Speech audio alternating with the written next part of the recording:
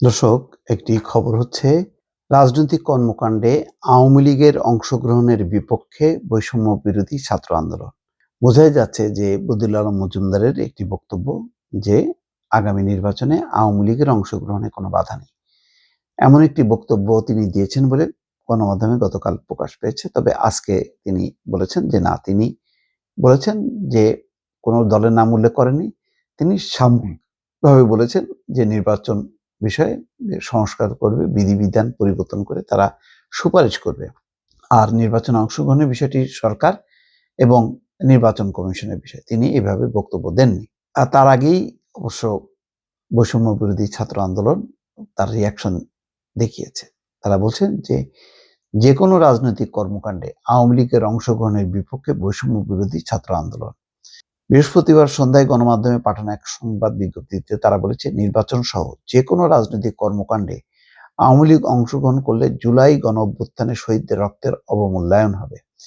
বিজ্ঞপ্তিতে বলা হয়, আওয়ামী লীগ বাংলাদেশে একাধিক গণহত্যার জন্য দায়ী।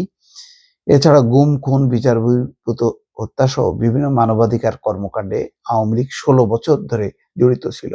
সর্বশেষ জুলাই গণহত্যায় প্রায় 2000 শহীদের প্রাণ এবং 30,000-এর বেশি মানুষের অঙ্গহানি করেছে দলটি। বৈষম্য বিরোধী ছাত্র আন্দোলনের বিজ্ঞপ্তিতে আওয়ামী লীগকে কুখ্যাত দল হিসেবে আখ্যায়িত করা হয়। বিজ্ঞপ্তিতে নির্বাচন ব্যবস্থা সংস্কার কমিশনের প্রধান বদিউল আলম মজুমদারের একটি বক্তব্যের সমালোচনা করে তা প্রত্যাখ্যান করার কথা জানায় বৈষম্য বিরোধী ছাত্র আন্দোলন। আওয়ামী লীগকে নির্বাচনে অংশগ্রহণ করতে না দেওয়ার জন্য যথাযথ ব্যবস্থা নেওয়ার আহ্বান জানিয়েছে তারা। আওয়ামী লীগের নির্বাচনে অংশ নেওয়ার বিষয়ে আজ দুপুরে রংপুরে সাংবাদিকদের এক প্রশ্নের জবাবে বদিউল আলম মজুমদার বলেন, কোনো বাধা তাদের জন্য সৃষ্টি করা হয়েছে বলে আমি দেখছি না। তবে এই ব্যাপারে আমার বক্তব্য দেওয়ার এখতিয়ার আমার নেই। এর আগে তিনি রংপুর জেলা প্রশাসকের কার্যালয়ে নির্বাচন ব্যবস্থা সংস্কার নিয়ে স্থানীয় প্রশাসন, রাজনৈতিক দল ও নাগরিক সমাজের সঙ্গে মুক্ত আলোচনা করেন। বৈষম্য বিরোধী ছাত্র আন্দোলনের মুখপাত্র উমামা ফাতেমার পাঠানো বিজ্ঞপ্তিতে বলা হয়েছে, আওয়ামী লীগ বিগত 3টি নির্বাচনকে অবৈধ উপায়ে নিজেদের কক্ষিগত করেছে। যে দলটি বাংলাদেশের নির্বাচন ব্যবস্থাকে কলঙ্কিত করেছে তাদেরকে নির্বাচনে অংশগ্রহণের সুযোগ দেওয়া জন আকাঙ্ক্ষার বিরুদ্ধাচরণ। বৈষম্য বিরোধী ছাত্র আন্দোলন যে কোনো রাজনৈতিক কর্মকাণ্ডে আওয়ামী লীগের অংশগ্রহণের বিপক্ষে অবস্থান করে। যাক, এটা একটা রাজনৈতিক অবস্থান, কিন্তু এটাও সত্য যে আওয়ামী লীগ ছাড়া, মানে আওয়ামী লীগকে বাদ দিয়ে নির্বাচনটা করা আগামীতে যদি এরকম কোনো সিদ্ধান্ত হয়, সেটা কোন প্রক্রিয়ায় হবে? আওয়ামী লীগের যারা অপরাধ করেছে তাদের বিচার হবে, কিন্তু দলের তো বহু লোক আছে যারা কোনো অপরাধ করেনি। তাহলে তারা দলের পক্ষ থেকে বা দল হয়ে তারা কেন নির্বাচনে অংশ নিতে পারবে না? এই প্রশ্নের একটা সিদ্ধান্ত হইতে হবে রাজনৈতিকভাবে এবং আইনগতভাবে।